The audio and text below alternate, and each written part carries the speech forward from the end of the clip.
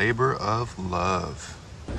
Hello and welcome back to Catch and Cook California. I'm Kevin. This is number 16 in my series, an introduction to freediving and spearfishing California. I got this killer pole spear sent out to me by a company called Evolve out of Kona, Hawaii. I'm going to show you how I set this thing up and then we're going to head out in the water. Anytime I have a takedown pole spear that's going to screw together, one of the things that I do recommend is using some plumber's tape on the threads here. Now when this thing screws together, it's not going to come apart in the water. And the only modification I made on this pole spear was I wrapped a little bit of cordage in here and then wrapped Gorilla Tape over it. And that way I've got a nice grip. So let's go use this and try to get a lingcod. So we started this dive by climbing down this cliff and then kicking out through the seagrass and the shallows here. Today I'm joined by my buddy Andrew. First things first, I found a piece of trash, not too dirty, so I just stuffed it in the cuff of my wetsuit. And then I'm swimming through the shallows here and I'm looking specifically for little neck clams, little steamer clams. And I wasn't seeing any initially, but I did see this nice rock crab, kind of cool to see. But I have a bunch of Dungeness in my freezer, so I just let it go. Kept on going, and all that white you see at the bottom, those are all steamer clam shells, but I wasn't seeing anything that was still alive. Right about now, I'm thinking, well, the visibility is good enough. Let's just push on out and see if we can find a ling. And that's when Andrew came over with a huge little neck clam. This is like 2.5 inches. They don't get that big very often, so that was kind of cool. And right afterwards, he dropped down and grabbed a big red rock crab. And so yeah, good start to the day already. In this video, we're going to concentrate a little bit on hole hunting. That's where the lingcod tend to be, is in caves, cracks, and crevices. And when I'm doing this, I tend to use a number of different tools, including a pry bar at the end of a float line to mark my spots and a dive light. I cannot tell you how essential the light is. So when we got out there, we see a bunch of nice pinnacles and rocks, and drop down below. I use the pry bar to mark the general area, and on the other end of that float line is my float, so I can just leave it behind me. Now I'm free to cruise around the reef with the dive light and the pole spear and look specifically for lingcod. So without a light, you would cruise right past these caves and have no idea that some of them go back in there 6 or 8 feet, and that would be a way you could end up swimming right past a 20-pound ling. Now, I have talked at great length about a cheap fiberglass 3-prong pole spear and how well it can work, especially for beginner spearfishers, and I still maintain that. However, a pole spear like this, it's a little bit longer, a little more robust, carbon fiber, and it's got this excellent flopper tip, which makes it ideal for hunting larger fish, and that's the idea here. I would never hunt lingcod with a 3-prong, and having this flopper tip allows me to shoot something that's going to thrash around like crazy, and it's still going to stay on the end of the spear. So this flopper tip is really essential for bigger fish. So this first drop here, I'm just hanging out on the reef, doing what I do. Drop down, pull an espedo, and I'm just letting the ocean acclimate, letting it get comfortable to me being there. And the longer I sit here and just relax, the more and more all the life opens up, and I start seeing fish all over the place. But I'm being very selective on this dive, and so I have one fish species in mind, and I'm just going to keep on pushing through. If I needed to eat, it's good to know that there's a ton of fish out here, lots of perch, a few rockfish, but really, my goal today is lingcod. So I'm headed back over to the caves and I'm going to start looking around in the back. You can see some nice sea urchin back in some of these, but again, my main goal is lingcod on this dive. And here you see my buddy Andrew. He's on the other side of the rock. Hey buddy. And you know what, I'm going to replay and slow down this clip. So watch Andrew here. He sees me, and I want you to pay attention to his spear gun. His spear gun, he's holding in the middle of the spear gun, and he's holding it pointing away from me. So his finger is off the trigger, and that is essential.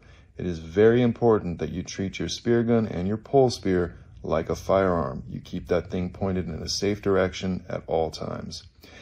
And here we see a nice monkey-faced eel. Based on the head of it, it's probably, I don't know, 24, 25 inch. But again, I still got some eel in my freezer. I'm specifically going for lingcod.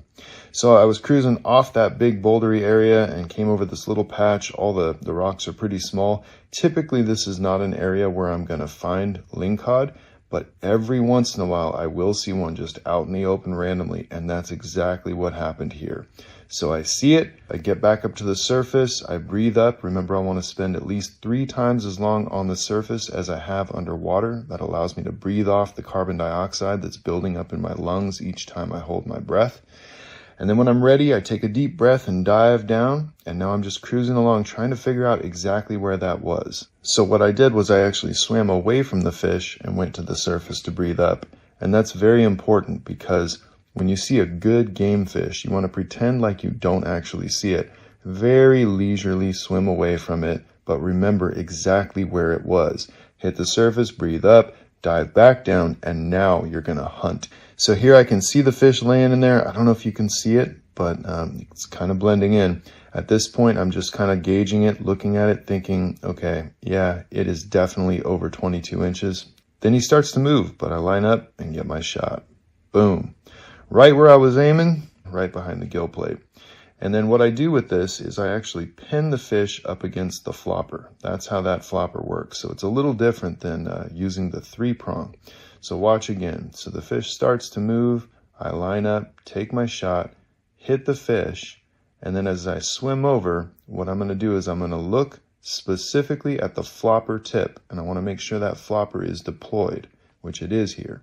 Once I see that it's deployed, I'm going to slide the fish down and I'm going to anchor it between the flopper and my fist. And now that fish cannot go anywhere. Once he's locked in there, I can swim to the surface. I'm going to dispatch him by putting a knife through the brain. And then I'm going to take a moment to appreciate that fish. And then once I've brained it, I'm actually going to fold the flopper back down, and I'm going to twist and sort of unscrew the spear right through the fish's head. If you twist, it'll keep the flopper down, and that way you can get it back out. So the next drop down, saw an abalone here. That was pretty cool. There's a lot of seaweed on this particular reef, which is really nice to see. It is not a sea urchin barren, so there are a few abalone here. And then I just kept cruising around, looking in different caves, seeing if there was any more lingcod. I already had my fish for the day. You're allowed 2, but honestly, I only really needed 1, so I was really just looking around to see if I could find one for Andrew to come and spear. And instead, I came up over the reef here and found something totally unique. This is a giant pile of fishing weights. Now, the first time I came across a pile of fishing weights like this, I convinced myself that it must have been a kayak angler who had capsized and dumped all of their weights right into one spot in the reef. But I've found this same phenomenon now over and over again. And what I think is actually going on is people fish a general area, they get snagged, they lose their weight, and then the currents in the ocean create almost like a whirlpool effect, and that causes the weights to move around and actually settle down into the lowest point in the reef. It's almost like gold panning, because here's another concentration of them, and pretty soon you'll see there's yet another concentration of them. I find these all the time now, so it's a pocket that has all the lead in one spot, which is lucky for me because I've just started guiding some shore fishing from the rocks, and so, we lose weights now and then, and I probably found 30 weights on this day. Good scores. Well, on the way in, I ended up breaking my long blade fin. I never even felt it. I must have pushed off the bottom or something and it snapped. Not the end of the world, but, kind of a bummer. Andrew got this killer red rock crab, real nice big one, and there's my ling.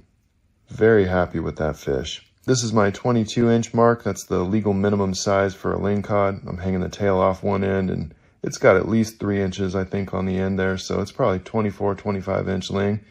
Big old teeth on these things, and you can see the blue on the inside of the mouth, as well as when I clean it, the blue on the inside of the gut cavity. That tells you it's going to have blue meat. And then, it had an octopus in its stomach and a bunch of fish bones. These fish are incredible predators. A crazy parasite in its gills. Look at this thing. And it steals food from the fish.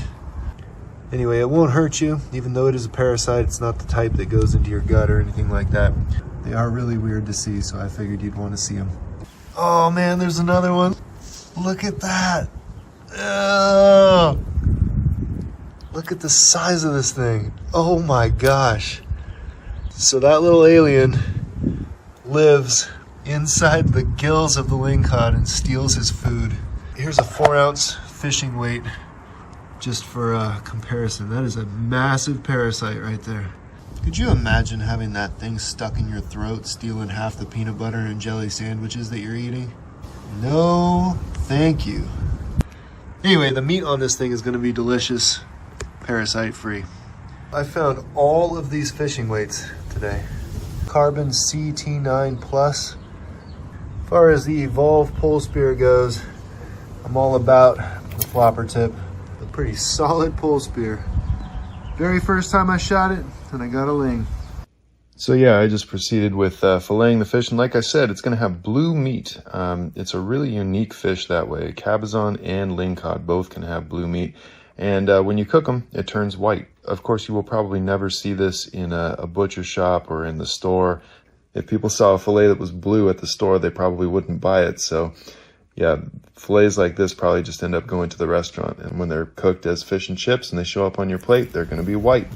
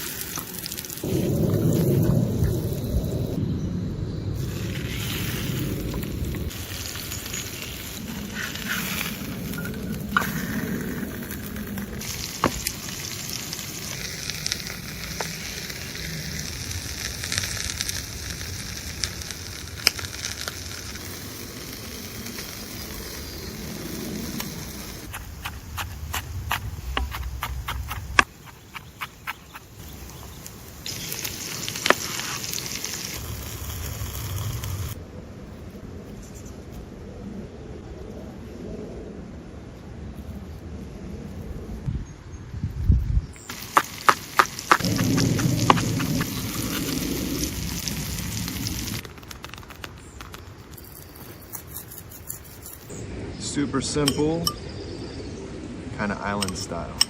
Something my mom used to make a lot growing up, and she would always use it over fish.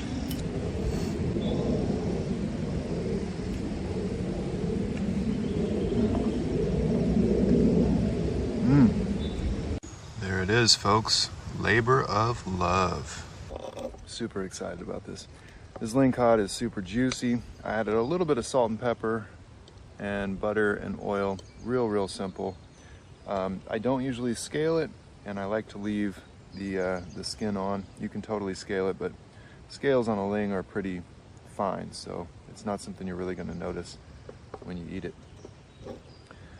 All right, mango salsa, lingcod with the skin on. Dude, that's so good. Look at that.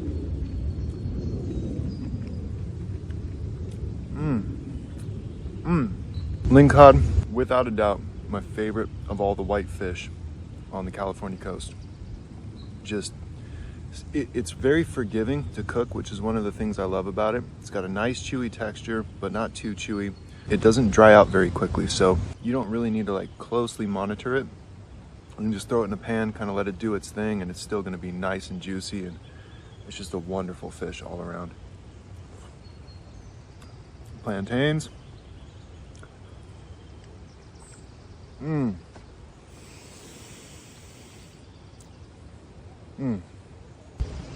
So I'm relatively new to plantains. My friend Mayoa is from Nigeria, and we're actually just about to do a catch and cook episode together for my new series, Catch, Cook, and Culture. But Mayoa recently introduced me to plantains, and I'd really never had them. I think maybe like once or twice, but I'm telling you, it's like my new favorite. It's so good. If you have never had it, plantain is like slightly banana, caramelized on the outside, so it's a little bit sweet, but not super sweet. And then it's got a little bit of a citrus note kind of in the background. Nice and creamy, starchy. It's a wonderful addition. Going for the big bite.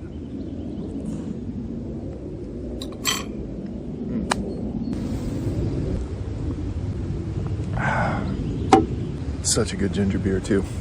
Alrighty folks, I hope you enjoyed this episode. I hope you learned something. If you're enjoying this Introduction to Freediving and Spearfishing California series, Please give us a like, subscribe, leave a comment. I love hearing back from you.